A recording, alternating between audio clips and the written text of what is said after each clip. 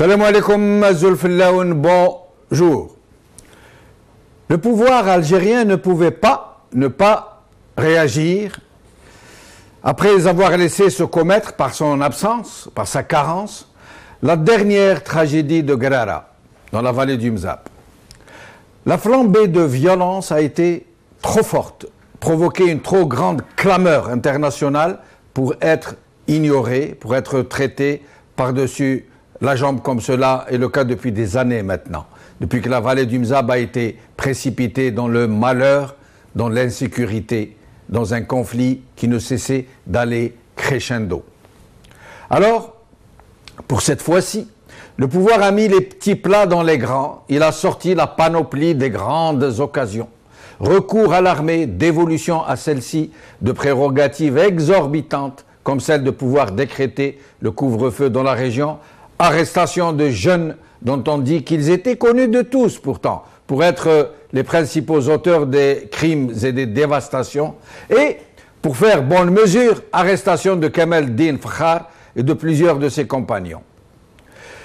Les autorités algériennes ont donc voulu montrer leurs muscles, mettre le holà à une situation susceptible de plonger tout le pays dans l'inconnu, pour le moins.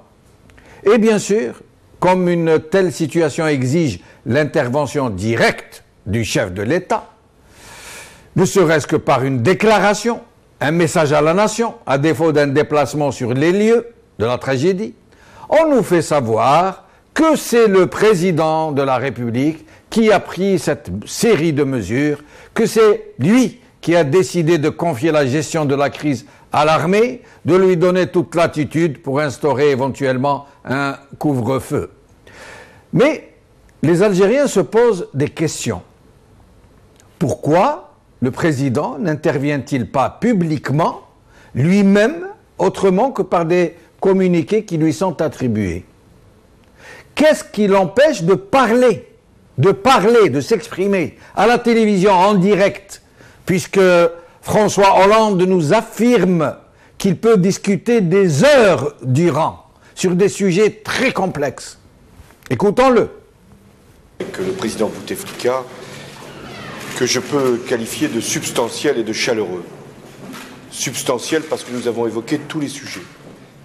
Les relations bilatérales, le partenariat économique, le développement de nos échanges humains, compte tenu des liens que nous avons dans nos deux pays. Mais nous avons aussi abordé toutes les questions internationales, y compris les plus difficiles, la Libye, la question aussi du Sahel, la lutte contre le terrorisme, avec ce qui vient de se passer. Le président Bouteflika m'a donné une impression de grande maîtrise intellectuelle. Et même, c'est rare de rencontrer un chef d'État qui a cette alacrité, cette capacité de jugement. Vous m'interrogez sur sa santé, je ne suis pas médecin. Et je ne viens pas comme médecin rencontrer un chef d'État ou un chef de gouvernement. Mais ce que je peux vous dire, c'est que la qualité de la discussion que nous avons eue pendant près de 2 heures était particulièrement intense et particulièrement élevée. Il a toutes les capacités, et il l'a montré, pour, je ne parle pas de ce qu'il peut faire pour l'Algérie, mais pour apporter sa sagesse et son jugement pour régler les crises du monde. Et c'est aussi ce que nous disent, ou ce que semblent nous suggérer, du moins, les personnalités qui l'ont rencontré. John Kerry, Lakhdar Brahimi, Rachid Ghannouchi, Laurent Fabius, ainsi qu'une flopée de chefs d'État, de ministres et de personnages en tout genre. Voici ce qu'écrit le journal L'Expression à ce sujet. Diplomatiquement, je cite, « Diplomatiquement, Abdelaziz Bouteflika a éteint le feu des rumeurs en reprenant de plus belle sa cadence de travail. Le président de la République répond à ses détracteurs. Je suis là. » Plus loin, le même journal. « La médiation de ce chevronné de la politique qu'il est aura abouti avec le résultat démocratique que la planète entière a salué. Bouteflika aura donc répondu sur le terrain à ses opposants. Je suis de retour. » Fin de citation. Et c'est le cas de presque tous les journaux, de presque tous les politiciens, y compris les plus critiques. Tous reprennent les déclarations qui émanent du pouvoir et qui créditent le président Bouteflika de toutes les décisions qu'il aurait prises. C'est lui qui a pris ces décisions, nous dit-on. Tout le monde s'évertue à relayer les activités supposées du président sans émettre le moindre doute sur les véritables décideurs de ces mesures qui lui sont prêtées. Presque tout le monde, y compris au sein de l'opposition, semble être entré dans une sorte de consensus. On accepte le fait accompli. On fait comme si le président était normal de chez normal. Et des moyens colossaux se mettent en branle pour conditionner les opinions publiques, pour tuer en nous toute question sur la question. Bouteflika est bien au gouvernail, puisque Hollande le dit, puisque Rennouchi le dit, puisque Fabius le dit. Pourquoi ces gens, et tant d'autres avec eux, se seraient-ils, après tout, rendus complices d'une prise d'otage? Pourquoi apporteraient-ils leur aide au piratage de la principale institution du pays? Il n'y a donc plus de soucis à se faire.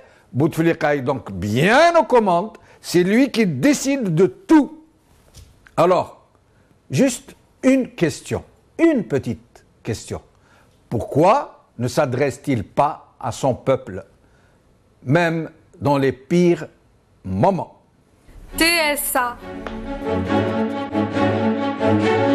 Mesure de Bouteflika sur Reldeya. Les réactions. Par Hadjer Gnenfa, Ashira Mamri, Nedia Melal et Massilia Chefhaï. Le matin, DZ. 25 morts à Reldeya. Les vieilles ficelles de Bouteflika. Par LM. Liberté. Reldeya, arrestation de Kamel Eddine Fekar et d'une vingtaine de ses compagnons. Par Mehdi Mhani.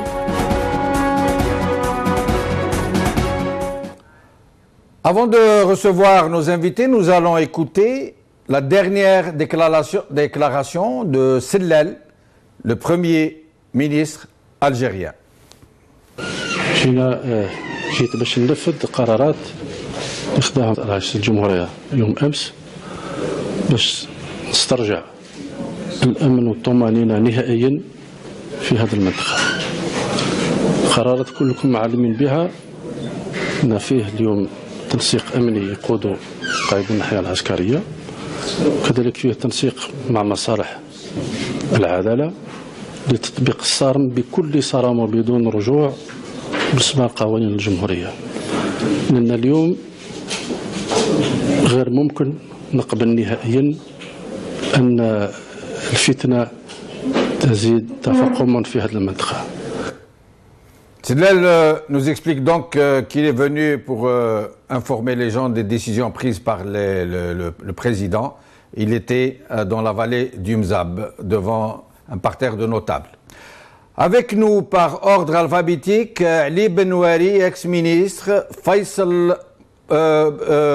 Yahya Bonouar, journaliste, Faisal Matawi, journaliste, Rachid Nekez, président du MJC, et Fattah Sadat, secrétaire national aux droits de l'homme RCD.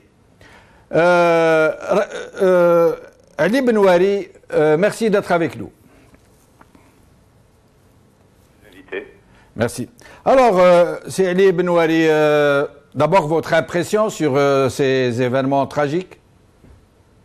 Mon impression est j'ai l'habitude de dire c'est la montée des périls, c'est un péril de plus. Ce que vous venez de dire me rappelle étrangement ce qui s'est passé en octobre 88, même si la comparaison n'est pas toujours n'est pas correcte. Le président Cheddi Benjedid, le 11 janvier, a prononcé un discours qui a eu de l'effet. En tant que président de la République, il s'est adressé au peuple algérien et il a réussi à arrêter les émeutes de cette façon-là. Il aurait été normal que le président Bouteflika s'adresse au peuple algérien ou s'adresse aux communautés qui aujourd'hui s'affrontent dans la vallée du Mzab. Il ne le fait pas. Il ne le fait pas parce qu'il ne peut pas. La réponse était dans votre question. L'ordre public est menacé et pourtant le président ne s'exprime pas. On réprime, on menace de réprimer, c'est ce que je retiens du discours du Premier ministre. Mais le problème de fond, il ne l'a pas abordé. Je ne sais pas si des mesures à caractère répressif pourront régler une question épineuse qui ne date pas d'aujourd'hui. La question entre la communauté mozabite et ses voisins, cet affrontement est ancien, le clivage est ancien. Sauf qu'aujourd'hui, il prend des proportions beaucoup plus graves et qui surviennent dans un moment où l'Algérie est fragilisée de tous les côtés, sur le plan économique et financier, sur le plan comment dirais-je, de la contestation généralisée à laquelle nous assistons aujourd'hui. Donc aujourd'hui c'est le Mzab, hier c'était la Kabylie, demain on ne sait pas. Mais Ali Benouari, à plusieurs reprises dans cette même émission, vous aviez attiré l'attention des gens que la situation allait se dégrader, dégénérer gravement. Mais vous vous attendiez à une telle flambée de violence? Absolument, absolument. Elle survient peut-être un peu plus tôt, mais j'ai toujours dit que la région le conflit du Mzab est une poudrière qui risque d'exploser à tout moment et donner prétexte aux forces étrangères, au prétexte de protéger une minorité nationale, d'intervenir. On l'a vu dans d'autres pays et ça peut se produire en Algérie. Donc le danger est également à ce niveau-là. La situation est extrêmement grave. Un conflit qui, somme toute, je rappelle qu'il est ancien, un pouvoir fort, un pouvoir légitime, aurait pu intervenir et régler la question en écoutant les protagonistes et en prenant la dimension du problème. Je ne pense pas que ce soit un problème confessionnel à la base, mais il peut le devenir. Il peut devenir un problème similaire à celui du Yémen avec la communauté Houthi. Donc c'est extrêmement grave. Si on le laisse déraper, apparemment, on laisse ce problème déraper. Donc il y a un dérapage extrêmement grave. Et vous savez, j'ai envie de dire que l'ordre public est menacé, bien sûr, mais la responsabilité du pouvoir, elle est engagée, pleinement engagée. Le pouvoir, ce n'est pas une épicerie, ce n'est pas une entreprise qu'on peut laisser aller en faillite, tomber en faillite. La responsabilité de l'État est beaucoup plus grande parce que l'État ne peut pas laisser un pays aller en faillite. Ali Benouari, restez avec nous, je reviendrai vers vous tout à l'heure pour vous demander si vous avez des solutions, si vous envisagez des solutions, si selon vous il existe des solutions possibles. Yahya Abou-Noar, merci d'être avec nous. Je vous remercie. Yahya, ces décisions attribuées au président Bouteflika, des décisions très énergiques vraisemblablement, qu'est-ce que vous en pensez? Écoutez, cette histoire, cela fait maintenant, avant même l'élection, que le chef de l'État ne s'est pas adressé à la nation, à part le discours qu'il n'a pas pu terminer juste après l'élection. L'investiture. Voilà, il n'a pas pu terminer son discours et on a vu son frère envoyer quelqu'un pour l'arrêter parce qu'il était très mal en point. On lui a retiré les feuillets alors qu'il récitait pourtant un message qui lui était dicté par oreillette. Oui, mais il n'arrivait pas, il n'avait plus le souffle. Oui. Et donc, son frère a préféré l'arrêter. Et depuis, personne ne l'a vu, personne, à part ceux qu'il reçoit dans son bureau, et qui viennent dire qu'il va très bien. S'il va très bien devant ces gens-là, pourquoi il ne viendrait pas à la télévision et nous fait montrer cette alacrité, la montrer à son peuple. Oui. Mais pour revenir à Ghardaya, moi je tiens à dénoncer, parce que je sais qu'il y a très peu qui vont le faire, alors je tiens à dénoncer l'arrestation de Kamaldeen Fakhar. C'est un ancien militant du FFS, c'est un militant des droits de l'homme. Il a pris position, évidemment, il est mozabite et donc il prend position pour sa communauté. Il a dit depuis des années que sa communauté n'est pas protégée, que les forces de l'ordre, police et gendarmerie ne les protègent pas et laissent les autres les violenter. Et aujourd'hui, ça arrive et il y a plus de 20 morts et c'est lui qu'on va arrêter. Alors je dis pas, pour faire la justice, je ne suis pas un juge et je n'ai pas les informations. Mais je dénonce l'arrestation de Kamaldeen Fakhar. Il paraît qu'il y a eu des arrestations des deux côtés et donc il fallait faire bonne mesure, j'ai l'impression, pour justifier... Oui, mais Kamal El-Din Fakhar n'était pas dans la rue en train de brûler des maisons ni d'attaquer des gens. Je veux bien qu'ils arrêtent des jeunes qu'ils ont filmés, qui se filment eux-mêmes et qu'ils reconnaissent et après arrêter un politique, un militant des droits de l'homme. Quand même, on n'est pas dans la même chose. Le régime semble lui reprocher d'avoir fait appel à l'ONU. Mais la preuve, il a fait appel à l'ONU pour protéger les Mozabites. La preuve, qu'est-ce qui vient d'arriver? Le régime a été incapable de les protéger. Ben, il avait raison. Il faut qu'on arrête avec cette histoire parce que le régime est en train de créer un problème de la minorité mozabite en Algérie, problème qui n'a jamais existé. Ils sont en train de le créer maintenant, notamment en arrêtant Kamal El-Din Fakhar. Restez avec nous, Yahya. Je vais revenir vers vous tout à l'heure pour vous demander de vous expliquer plus longuement sur la création de ce problème entre Mozabites et leurs voisins arabes, si on peut les appeler comme ça. Faisal Mattawi, merci d'être avec nous, Faisal. Faisal Mattawi. Faisal, est-ce que Faisal est avec nous? Est-ce que Faisal est avec nous? Alors, en attendant de pouvoir le joindre, il semble qu'il ne soit pas encore avec nous. Rachid Nekez, est-ce que vous êtes avec nous?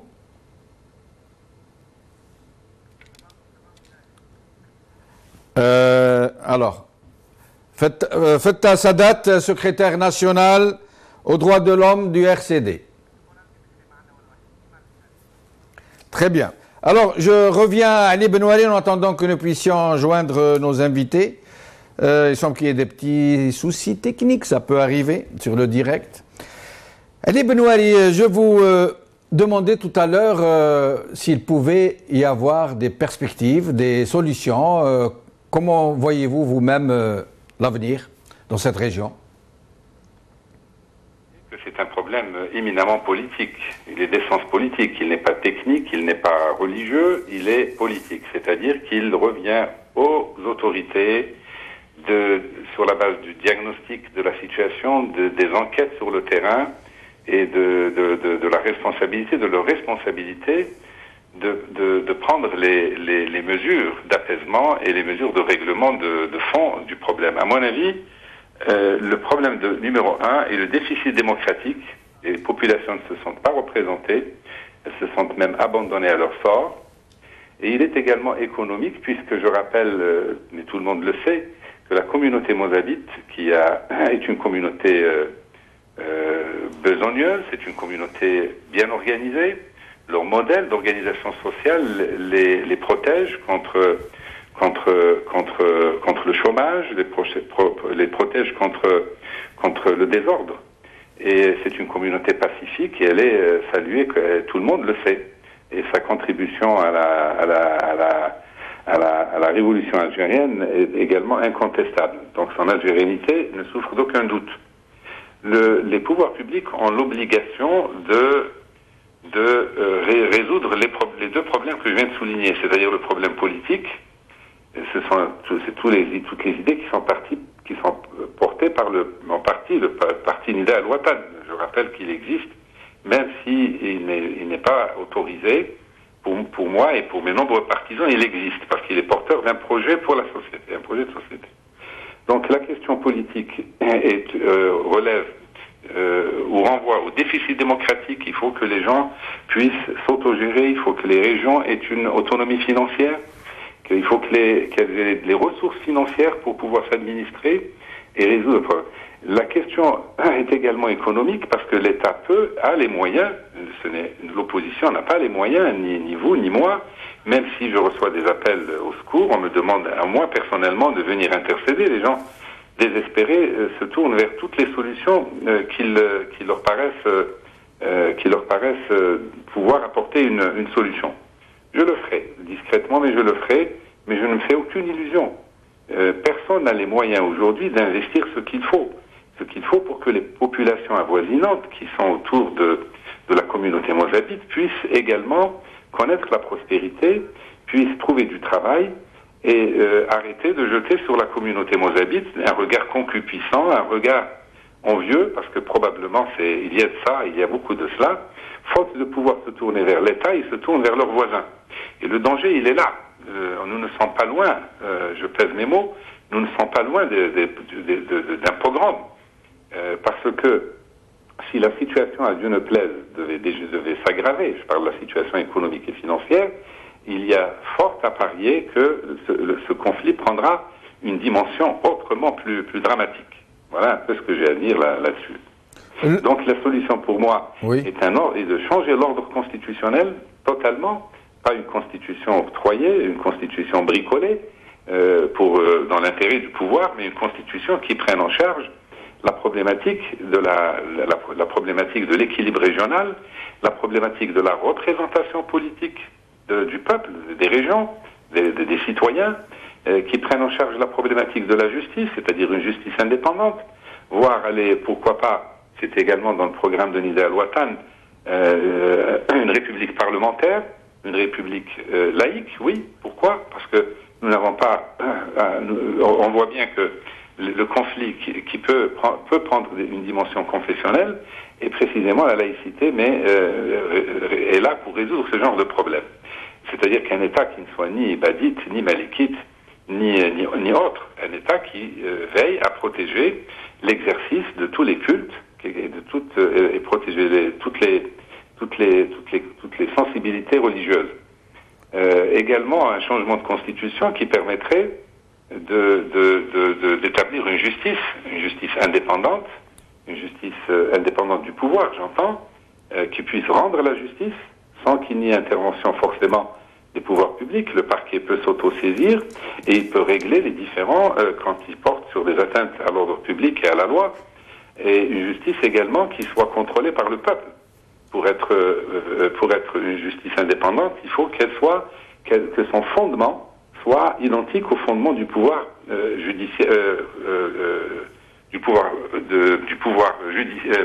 exécutif et du pouvoir législatif. La source du pouvoir doit émaner du peuple.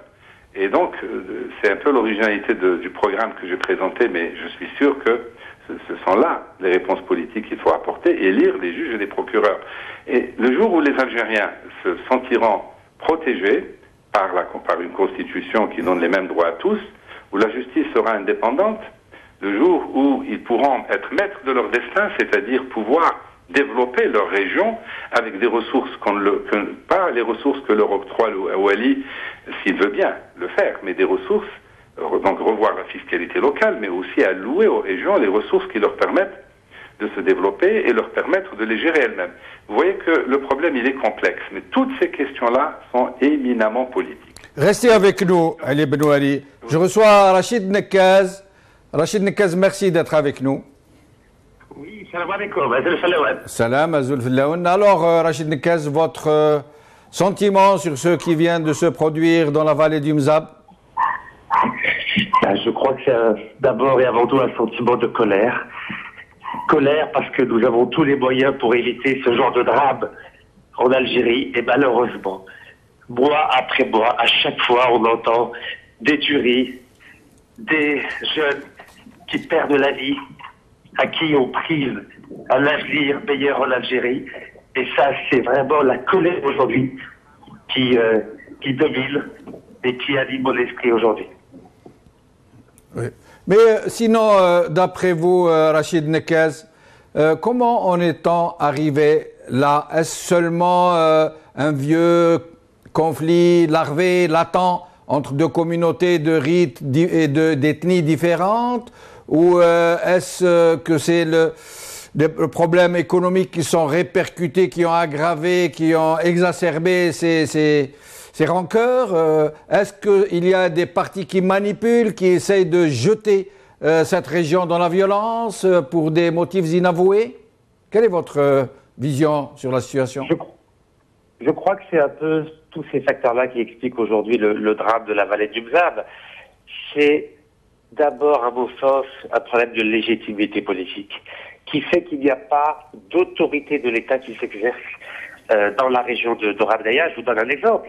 À chaque fois qu'il y a des violences à Rabdaya, systématiquement, la police arrête un certain nombre de jeunes et dans 95% des cas, ces jeunes sont libérés au bout de 2 jours, 3 jours ou 1 semaine. Donc il y a un sentiment d'impunité, c'est-à-dire que l'État ne veut pas assumer à 100% toute son autorité à chaque fois qu'il y a des violences dans la vallée du Mzab. Donc ça, c'est un point qui est très important et qui explique ces violences répétitives dans la région. Quand il y a un sentiment d'impunité, ben évidemment, les jeunes qui causent des troubles n'ont pas peur de l'autorité de l'État, n'ont pas peur de la police, n'ont pas peur de la gendarmerie et n'auront pas peur de l'armée non plus.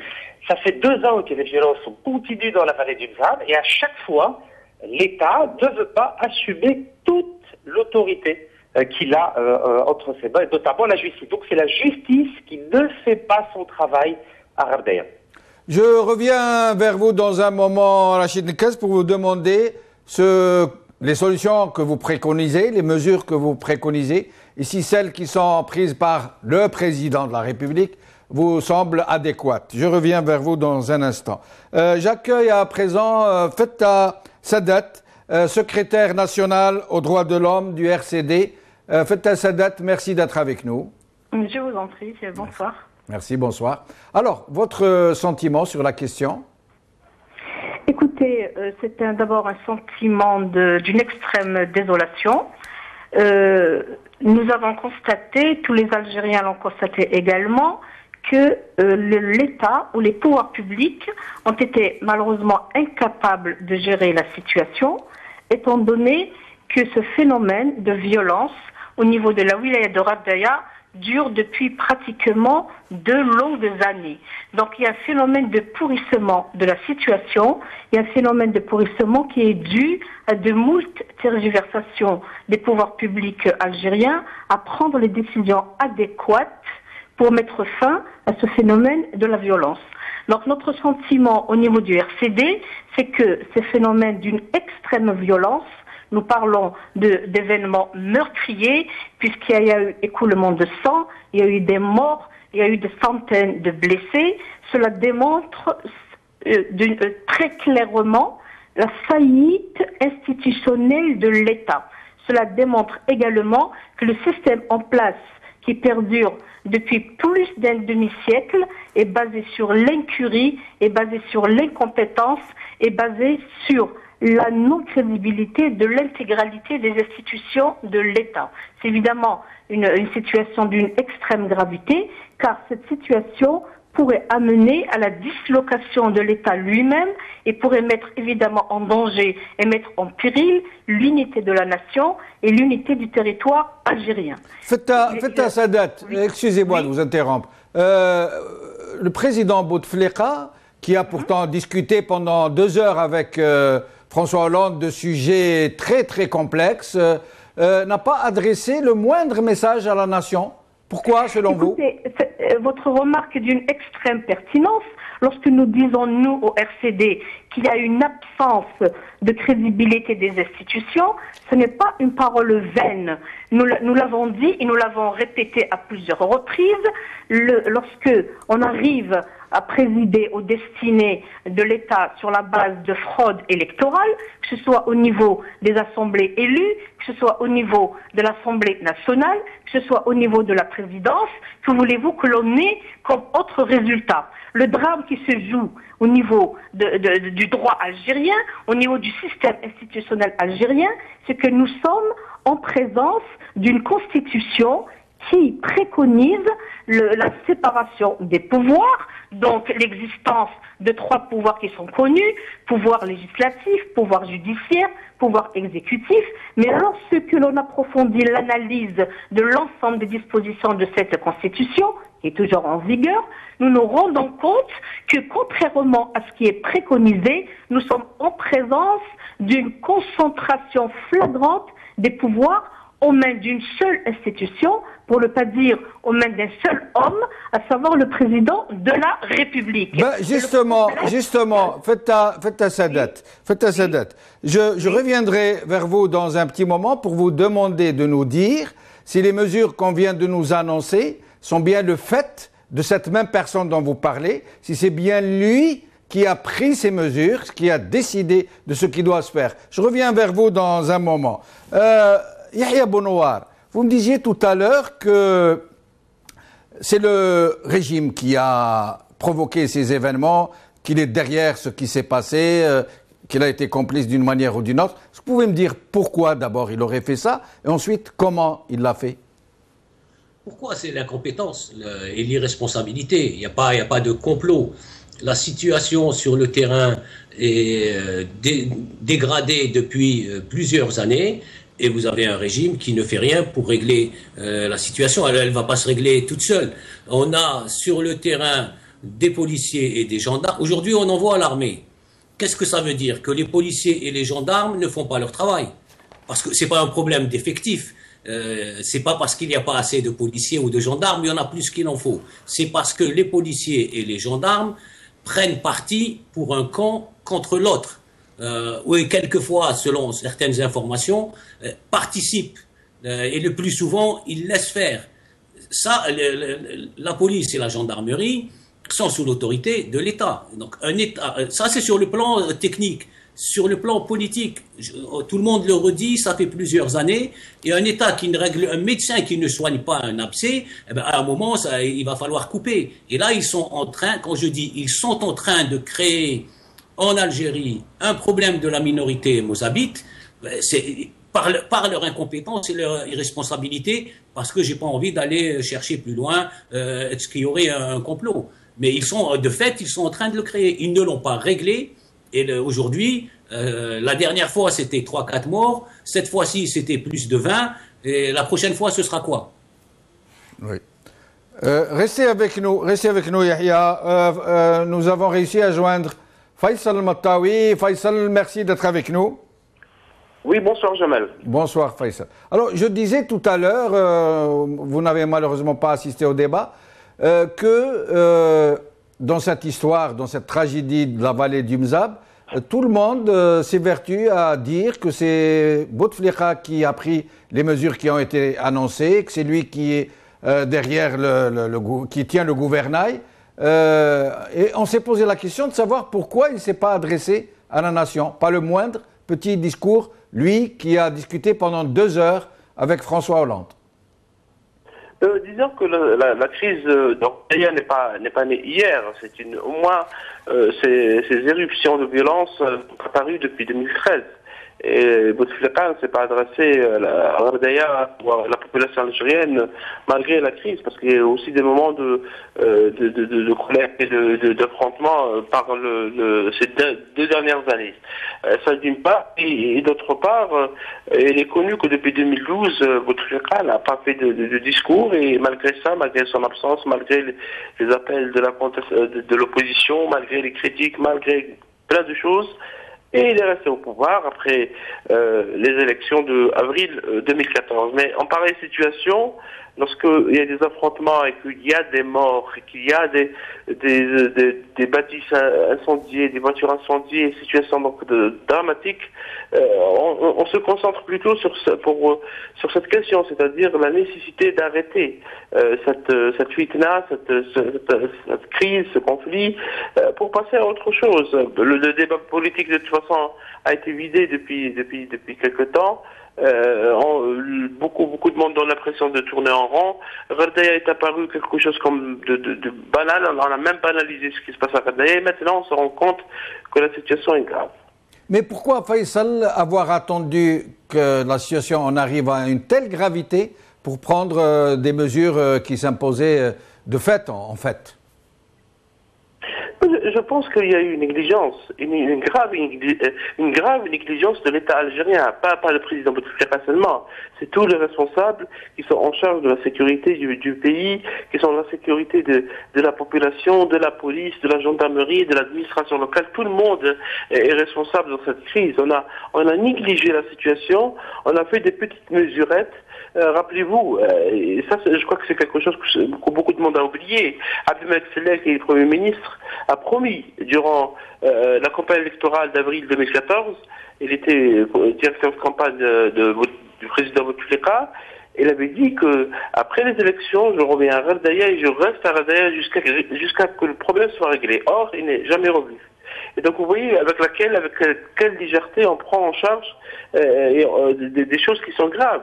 Parce que il y a eu beaucoup d'alertes, il y a eu beaucoup d'avertissements, la population a écrit, l'opposition a averti. Et vous savez que des citoyens du Mzab qui sont à Mouzabit ou Charamba ont manifesté plusieurs fois à Alger, notamment devant la maison de la presse Al-Jaoud, c'est-à-dire devant le journal où je travaille, et à chaque fois c'était les mêmes appels. À chaque fois ils ont dit qu'il faut qu'il y ait une fitna, qu'il y a un projet criminel, parce que c'est leur mot, qu'on veut opposer la population entre elles, qu'il y a des hommes cagoulés qui circulent dans la ville et qui provoquent la population, qu'il y a des armes, qu'il y a depuis des mois, on les a jamais entendus. Donc la question, je crois que c'est une grande question. Pourquoi il n'y a pas eu de réaction des autorités? Maintenant, il est en train d'essayer de rattraper un terrain déjà perdu. Yahya Bounoir écarte la possibilité, l'éventualité d'un complot. Il parle plutôt d'incompétence. Et votre avis, Faisal?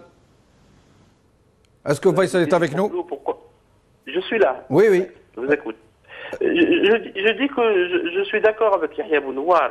Je n'irai pas à dire qu'il y a un complot. Pourquoi il y aurait un complot pour opposer la population entre elles? Mais je pense que c'est une question effectivement d'irresponsabilité. On a eu déjà ce cas avec la Kabylie, rappelez-vous, en 2001. Il y a eu des dérives incroyables, des personnes qui ont été tuées, des affrontements avec la gendarmerie, avec la police, et on a fait en sorte que après on oublie, on passe à autre chose. Parce que nous avons malheureusement une nation oublieuse. Et l'oubli concerne tout le monde, pas uniquement les autorités, concerne également la société, l'opposition, l'ensemble de la société. On a eu beaucoup de drames par le passé et on est passé à autre chose. Jamais on posait la question qui a fait quoi, qui est responsable. Dans l'affaire de Rodaya, il y aurait normalement des missions, il y aurait des poursuites pénales contre des hauts responsables, pas uniquement contre ceux qui se cacheraient derrière la fitna, selon les termes de Metzler. Je pense que l'impunité qui a été introduite en Algérie à travers la charte de la réconciliation et de la paix, ce qui est appelé comme ça, c'est un peu le résultat de cette impunité. On fait en sorte que les gens commettent des crimes très graves, et après, on efface tout et on passe à autre chose. C'est ça le drame. Et à chaque fois, donc, on est face à des situations de ce genre. Restez avec nous, Faisal Mattawi. Je reviens à Rachid Nekaz. Rachid Nekaz, vous êtes avec nous, bien sûr. Rachid Nekaz. Oui, Radi Mahak. Alors, Rachid Nekaz, vous ne cachez pas vos aspirations à un destin national. Alors, ma question, vous, président, qu'est-ce que vous auriez fait en une telle circonstance? Déjà, la première chose que j'aurais faite, c'est que je me serais rendu sur place à Ardea. Je crois que n'importe quel chef d'État au monde, devant un drame pareil, la première chose qu'il fait, il prend son avion, son hélicoptère, ou sa voiture, ou son chameau, et il se rend directement à Ardea. Et il parle à la population, il écoute la douleur de la population, il essaie de comprendre les choses sur place. Il organise un conseil des ministres sur place à Ardea avec tous les acteurs, que ce soit sécuritaire, économique, militaire, social, commercial. C'est ça un chef d'État. Mais tout à l'heure, je vous ai entendu poser la question sur est-ce que c'est le président de la République qui donne les directives. Mais soyons sérieux. Il n'y a plus de président de la République en Algérie depuis 2 ans. Combien de temps on va vivre cette pièce de théâtre et cette mascarade? Il n'y a plus de président de la République depuis 2 ans en Algérie. Il faut qu'on arrête de tourner autour du pot. Ce n'est plus le président qui décide en Algérie. Vous savez, l'Algérie, c'est comme un être humain qui a un accident de la route et qui perd un bras. Et il a toujours l'impression, même en ayant perdu le bras, qu'il l'a toujours. Et bien, le peuple algérien, il sait très bien qu'il a perdu son président de la République depuis 2 ans.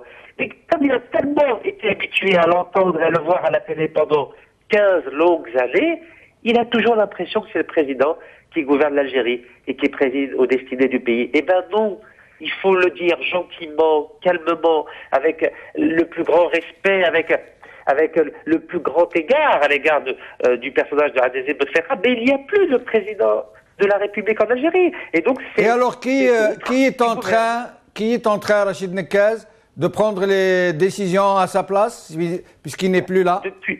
Depuis 62, on le sait bien, qui prend les décisions. C'est une direction collégiale. Il y a un peu d'armée, un peu de civil, un peu de businessman et un peu d'intérêt régional. Voilà qui gouverne l'Algérie. Et pourquoi François Hollande, Rachid Nekaz, pourquoi François Hollande nous a dit qu'il a discuté avec lui pendant 2 heures, qu'il a rarement vu un chef d'État d'une aussi grande acuité intellectuelle? Dans la diplomatie, elle autorise le mensonge. Ça s'appelle un mensonge diplomatique. François Hollande, comme tous les autres chefs d'État qui ont été reçus officiellement, entre guillemets, par le président Bouteflika, sont des menteurs. Ça s'appelle le langage diplomatique. On appelle ça la diplomatie internationale. François Hollande a des intérêts en Algérie, Total à Ain Salah et à Tibi-Boune, Gaz de France à Adran, je le rappelle à nos auditeurs et à nos téléspectateurs. Gaz de France, entreprise française d'État, possède 76% du gaz naturel d'Adran, et ce jusqu'en 2043. Total utilise l'Algérie pour exploiter le gaz de schiste, notamment à Ain Salah et surtout à Tibi-Boune. On n'en parle jamais de Tibi-Boune, mais Tibi-Boune, il y a ce qu'on appelle du tight gas.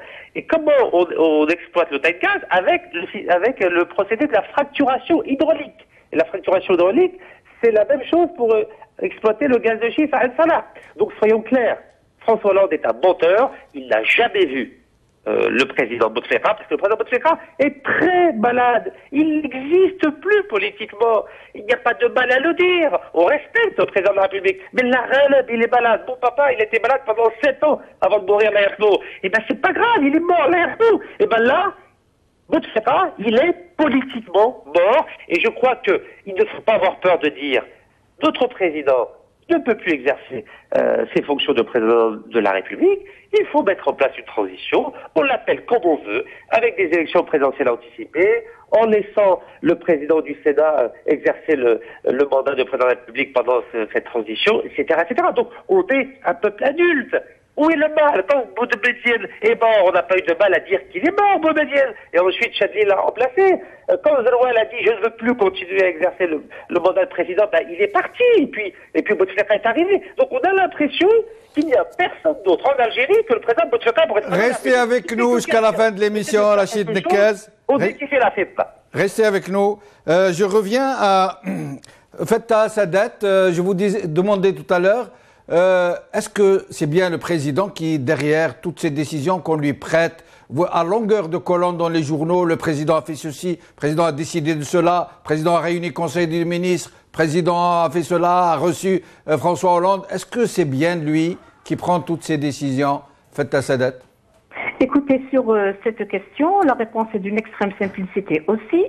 Nous l'avons souligné à plusieurs reprises que nous sommes en présence d'une situation de vacance du pouvoir.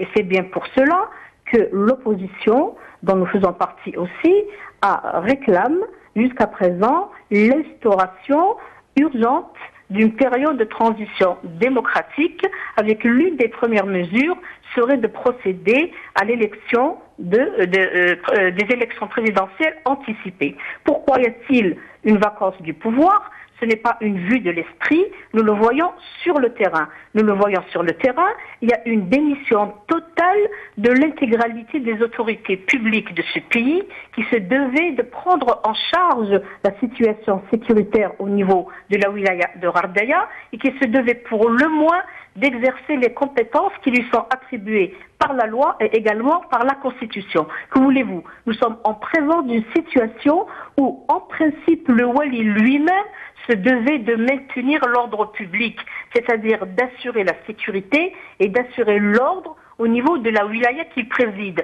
Malheureusement, lorsque l'on revient au texte et lorsque l'on revient à la réalité, qui est d'une extrême gravité, nous avons vu que l'État lui-même, en tant que personne morale, a été incapable d'assurer la protection, a été incapable d'assurer la sécurité des personnes et des biens au niveau de cette région. Donc, une situation de cette gravité que l'on ne peut occulter démontre, si tant est, que le pouvoir est vacant et démontre, si tant est, qu'il y a une parfaite pour ne pas dire une horrible démission de l'intégralité des pouvoirs publics qui sont censés présider aux destinées de ce pays. Maintenant, pour répondre à votre question, étant donné que nous l'avons souligné, que le président de la République n'est pas à même d'assurer ses fonctions, et je venais de le dire tout à l'heure, lorsque l'on revient à la Constitution, c'est lui qui est le détenteur de l'intégralité des attributions, étant donné qu'il est incapable de les exercer. Cela a amené à cette situation manifeste et d'une extrême gravité, à savoir que les institutions de l'État, l'intégralité de ces institutions, vivent un état de parfaite déliquescence. Et cela va amener à cette tragédie, cette horrible tragédie que vit la wilaya de la vallée du Nzable et la wilaya de l'Arwat, de Ouargla, de la wilaya de Ghardaya. Donc là, il me semble qu'il faut tirer, et nous avons tiré la sonnette d'alarme. Il est grand temps de se rendre compte que l'Algérie est en péril. Il est grand temps de se rendre compte que c'est tout le peuple algérien qui vit dans la souffrance, c'est tout le peuple algérien qui est en péril, et il faut revenir à des instruments juridiques, à des instruments adéquats pour amener à la mise en œuvre d'un véritable état de droit dans ce pays. Évidemment, il y a une mesure qui a été prise. L'armée est intervenue sur le terrain. Mais là, je vous le rappelle, que, en principe, que ce soit au niveau local, que ce soit au niveau central et national par la suite, il y a ce que l'on appelle le maintien de l'ordre public. Et ce que l'on appelle l'obligation de ce pouvoir, l'obligation des gouvernants d'assurer la protection des personnes et la protection de leurs biens. Donc là, les solutions qui ont été prises, extrêmement tardives d'une part, mais nous doutons fort que ces solutions vont apporter vraiment une solution radicale et une solution définitive à cette tragédie. Il me semble qu'il faudrait agir sur un autre plan. Et là, si vous permettez, ou alors vous allez me donner la parole pour que je développe quelles sont, à notre sens, les mesures. Nous arrivons à la fin de l'émission, malheureusement. Je suis désolé, nous sommes arrivés à la fin de l'émission. Nous ne manquerons pas de vous inviter une autre fois pour vous permettre de vous exprimer sur ces graves questions. Je vous remercie. Je suis désolé de ne pas pouvoir faire un dernier tour de micro. Merci à Ali Benouari, à Yahya Bonouar, à Faisal Mattawi, à Rachid Nekaz, à Feta Sadat. Cette émission est maintenant terminée. Salam alaikum. Qawa ala khair. Bislama.